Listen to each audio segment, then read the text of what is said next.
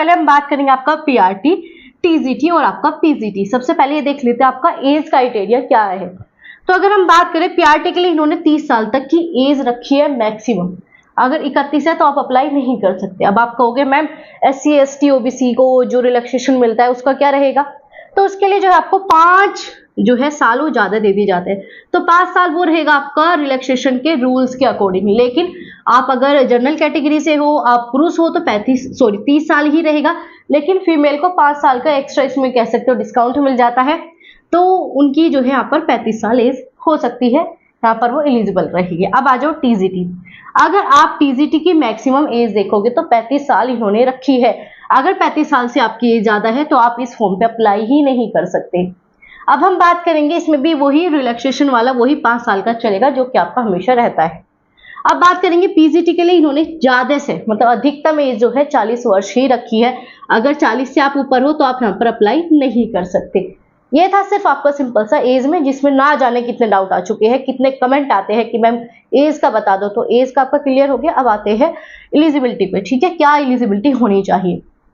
अगर आप पीआरटी पे अप्लाई करना चाहते हो तो आपको पता है बीटीसी या फिर आपका NIOS भी यहाँ पर अप्लाई कर सकता है, या फिर आपका DLED। इस प्रकार के अगर कोई भी आपने 2 साल का एलिमेंट्री मतलब प्राइमरी डिप्लोमा क्या है टीचिंग में, तो आप यहाँ पर अप्लाई कर सकते हो।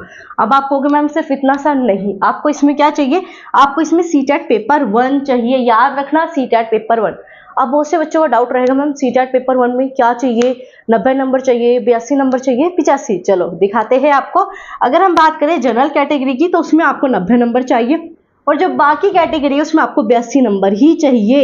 इतने ही आपको नंबर चाहिए। अब आप कहोगे मैम बिहार में तो ये हुआ था, उसमें वो हुआ था, कोई बात नहीं, लेकिन केंद्र में आपका 90 और 82 का ही क्राइटेरिया यहाँ पर चलेगा, और यही आपके नोटिस में कहा गया है। अब बात करेंगे आपका टीजीटी। एज मैंने बता दी 35 साल। अब क्या है, आपको यहाँ पर अपनी यूजी कंप्लीट चाहिए। ठीक है, ये जितनी भी चीजें सब कंप्लीट होना चाहिए आपका।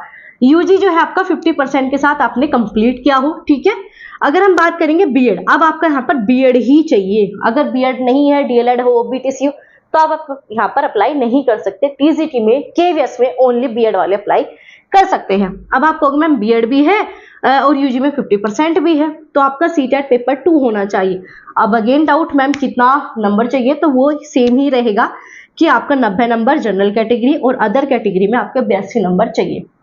अब आ जाओ पीजीटी। अब पीजीटी में आपको सबसे इजी है आपका पीजीटी को समझना। पीजीटी में आपकी एक पीजी होनी चाहिए अपने सब्जेक्ट में।